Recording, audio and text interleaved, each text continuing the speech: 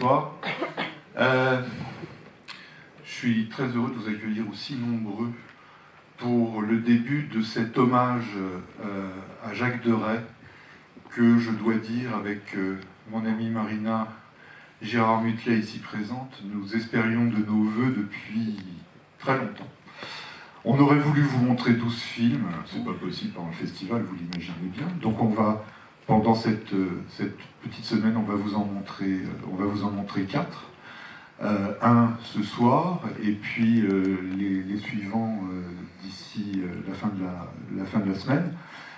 Les suivants, je vais vous en dire quand même un mot pour vous dire que ça sera d'abord Rififi à Tokyo, et ensuite Par un beau matin d'été.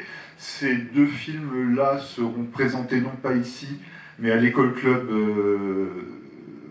Cinéma Club rue des Écoles. Et puis le quatrième, Symphonie pour un massacre, sera montré dimanche à la Cinémathèque française. Voilà, tous ces films seront présentés, et ce soir, pour présenter Un papillon sur l'épaule, puisque c'est de ce film dont il va être question, je vais demander à Madame Agnès Vincent Deray de me rejoindre, ainsi que à Madame Laurence Deray de me rejoindre, et Monsieur Nicolas Sébou est déjà à mes côtés.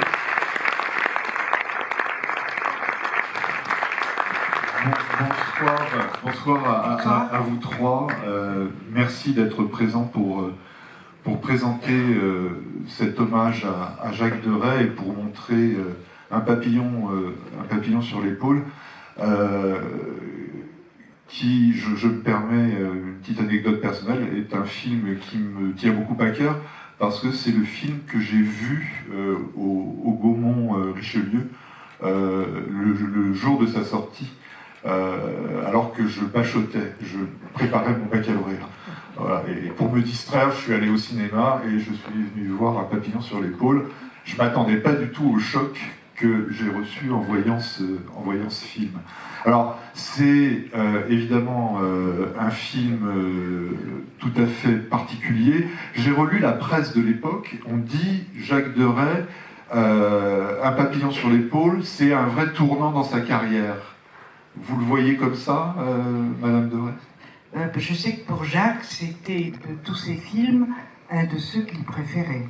Et on vit encore, Laurence, moi, nos amis, nos familles, avec les papillons au-dessus de nos têtes. On dit aussi que Paul Crochet avait non seulement un papillon sur l'épaule, mais aussi une araignée au plafond. Je ne te répondrai pas. Nicolas Sébou, c'est vous qui avez distribué le film, et vous avez aussi participé au financement de ce film, qui est le 15e film, je crois ne pas m'être trompé, le 15e film de Jacques Deray. Je ne suis pas sûre. 18, je ne sais pas. Non, je ne pense pas. Non. Je pense que non, on n'était pas arrivé au 15e. Je crois que c'était le 15e. Mais enfin bon, écoutez, on vérifiera en contrat. Et qui est un film avec quand même Lino Ventura en vedette, donc un film cher. Ils ne sont pas venus pour ça. Ils sont venus éventuellement pour sourire. Vous avez réussi à les faire sourire. Qu'on leur parle éventuellement. Alors moi, je ne vais pas parler devant Madame et Madame Deray, de Jacques Deray. Je vais dire juste un mot sur Lino Ventura. Souvent, j'ai la chance de fréquenter des comédiens, et ils me disent est-ce que tu voudrais déjeuner? Nous déjeunons ensemble, et c'est toujours moi. Vous venez dire que est-ce que ça coûte cher? C'est moi qui invite en général le comédien. Et je dis à Lino, je vous invite. Et il m'a dit non. Et je vais vous dire, quand Lino dit non, eh bien, on ne cherche pas à faire semblant de demander l'addition par derrière. Alors, la seconde chose que je voudrais dire, parce que être ici, pour moi, c'est une très grande émotion. Et j'ai eu la chance de connaître le fondateur de la Cinémathèque française, grâce auquel ces films sont là. Et je vous raconterai une seule histoire. Donc nous sommes dans un avion où Françoise Giroud, secrétaire d'État à la culture, emmène quelques personnes à Los Angeles pour décorer Jean Renoir de la Légion d'honneur. Elle avait été la script de Jean Renoir sur La Grande Illusion. Et je voyageais à côté d'Henri Langlois, et je dis Henri, j'aimerais bien revenir avec vous. Dit Nicolas, non, parce que je vais vendre mon billet de retour pour acheter une copie d'un film, et après, ils seront bien obligés de me rapatrier.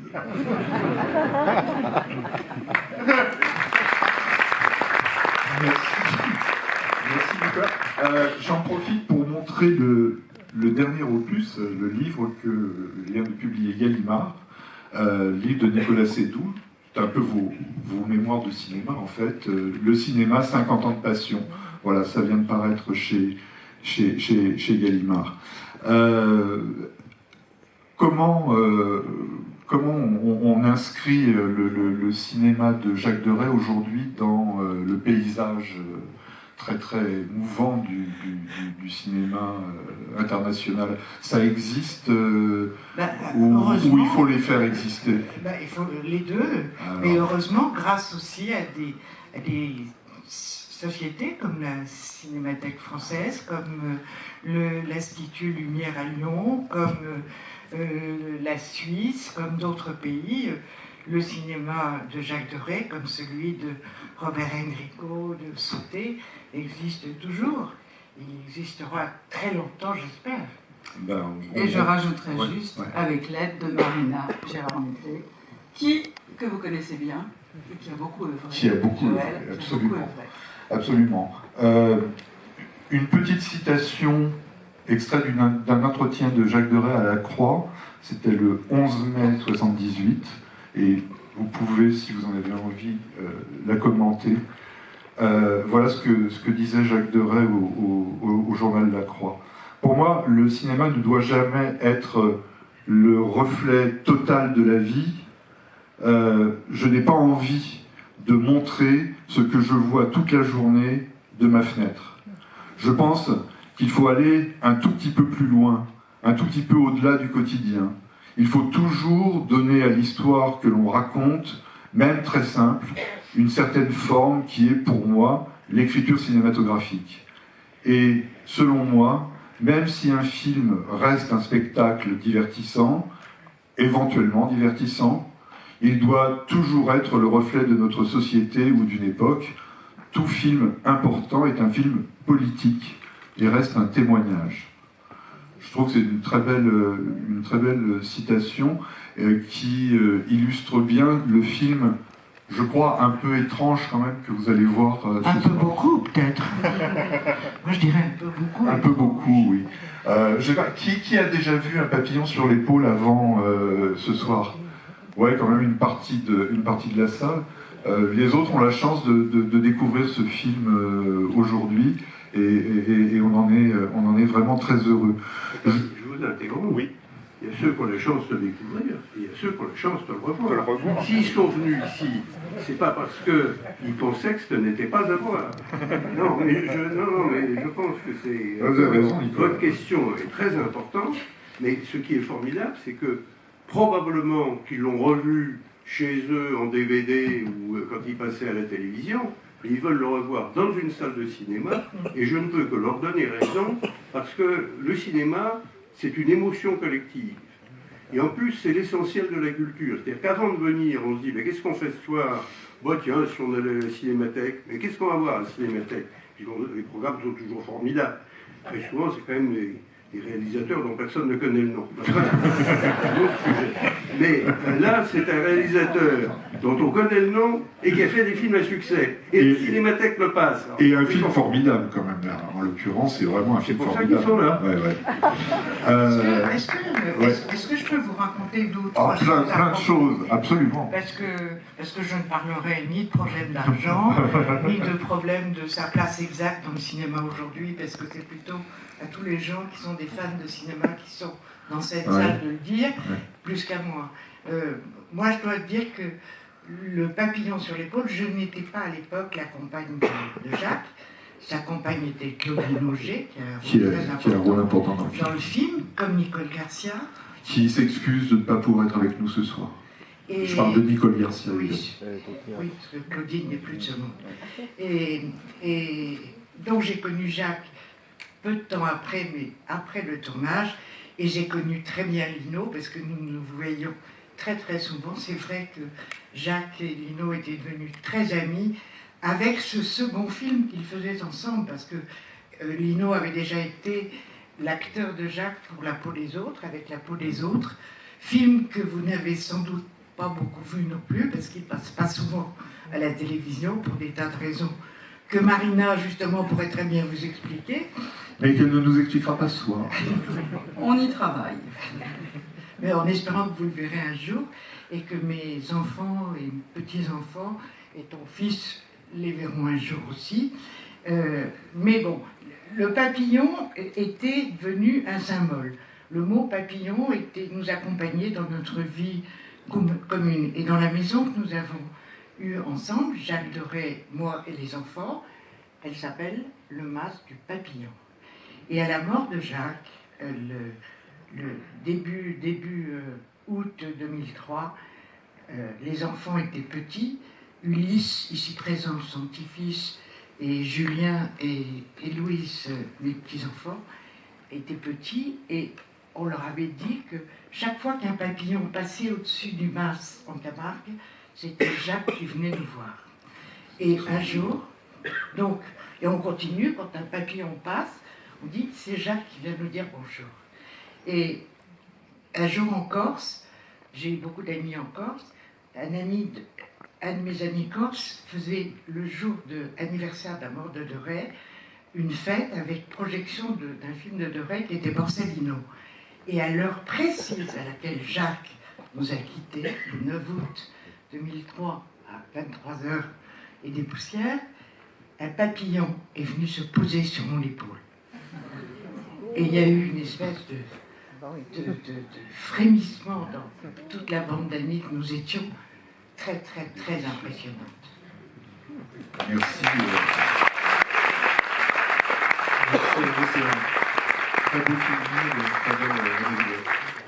On pourrait dire aussi qu'à l'Institut Lumière, il y a un prix qui est remis. Oui, un prix Jacques Deray. Jacques Deray de l'Institut Lumière, du film policier français de l'année.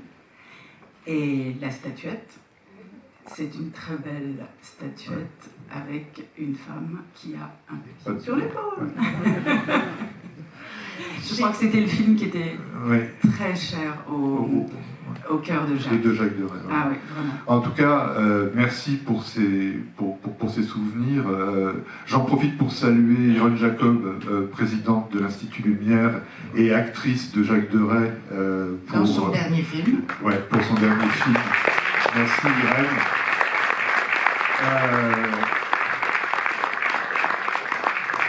Je voudrais aussi remercier Yves Gasser, le producteur exécutif du film, qui est présent parmi nous. Voilà. Bernard Laurin, le directeur de production du film, qui, je crois, est présent parmi nous. Et Charles Pavio, qui était l'un des assistants de Jacques, et qui donc nous a fait l'amitié de nous rejoindre également ce soir. Et je voudrais rendre hommage à la mémoire d'Henri Lanoé, qui a été le monteur de Jacques pendant une grande partie de sa carrière. Je crois que ça a été. Et puis je ne peux pas ne pas évoquer la mémoire de Jean-Claude Carrière, qui grand ami de Jacques, grand ami de la Cinémathèque française, et qui a été l'un des co-scénaristes du Papillon. Ainsi que de 9 autres films. Ainsi que ils ont fait 10 films ensemble. Ils ont fait 10 films ensemble. Voilà, donc il faut penser, en revoyant les images du Papillon, à tous ces grands artistes qui ont travaillé avec Jacques sur ce film. J'espère que ça va être vraiment, pour vous tous, un joli moment de découverte ou de redécouverte. Alors, pardon, je voudrais moi aussi remercier la Cinémathèque, parce que c'est vrai que, et Marina, parce que c'est un petit peu grâce à toi, Marina, que nous sommes ici ce soir, parce que je sais que vous la connaissez bien et qu'elle a beaucoup œuvré auprès de vous et auprès de la direction de la Cinémathèque. Donc, je voudrais remercier Frédéric Bonneau, le directeur général de la Cinémathèque, Jean-François Roger, directeur de la programmation, et Pauline de Raymond, la directrice du festival, qui a commencé hier et qui continue aujourd'hui, et pour plusieurs jours avec Jacques. Jusqu'à dimanche. Donc voilà, et comme je vous le disais, il y aura encore 3 films de Jacques à venir, et pas les plus connus, mais certainement de ceux qui méritent vraiment. En fait, ce qu'on a essayé de faire avec Marina, c'est de donner une couleur noire à cet hommage à Jacques, pas pour être sinistre, mais pour faire revenir des films qui ont peut-être moins eu de succès ou qui ont été plus oubliés que La Piscine ou Borsalino. Voilà.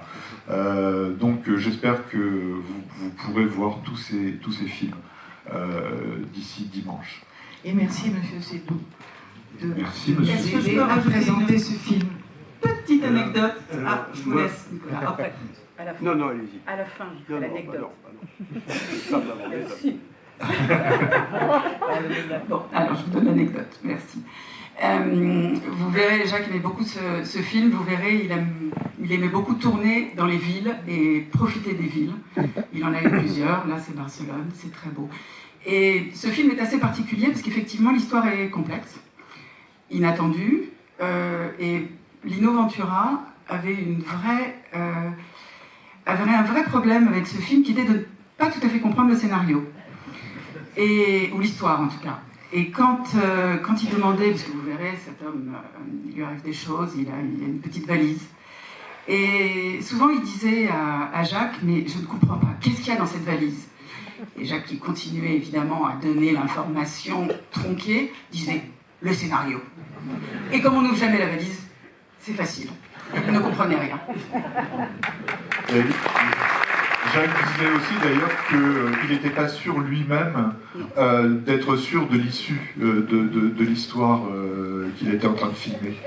Et jusqu'au bout, l'histoire, là on ne peut pas le dire, mais jusqu'au bout, il y a vraiment des histoires dans ce film et de tournage avec Lino Ventura. Mais ça, je ne peux pas vous dire la fin. C'est plus une anecdote.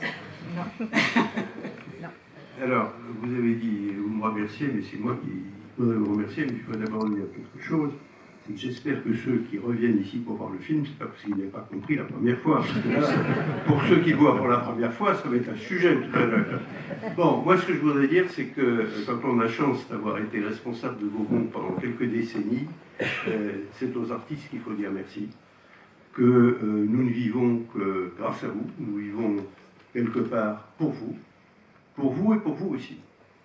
Et je crois que c'est le rapport entre l'artiste et le public qui fait que notre métier est exceptionnel. Alors parfois c'est compliqué, parfois c'est difficile, parce qu'il faut se faire l'idée que quand un film ne trouve pas son public, le producteur n'est pas content, mais l'artiste est malheureux.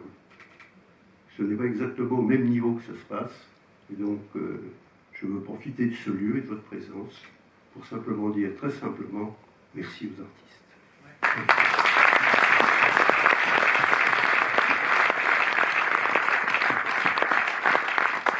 Sur ce, cher public, je vous souhaite et nous vous souhaitons une très bonne projection. Merci.